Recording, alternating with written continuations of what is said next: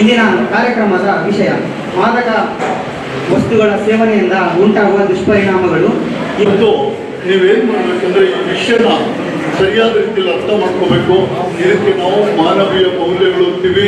ನಾನಿವತ್ತು ಒಬ್ಬ ಹುಡುಗನಾಗಿದ್ದೀನಿ, ವಯಸ್ಕನಾಗಿದ್ದೀನಿ. ಈ ನನ್ನ ಏಜಲ್ಲಿ ನಾನು ಮನಸ್ಸು ಮಾಡಿದ್ರೆ ಯಾವ ಮಟ್ಟಕ್ಕೆ ಬೇಕಾದರೂ ಬೆಳಿಬೋದು.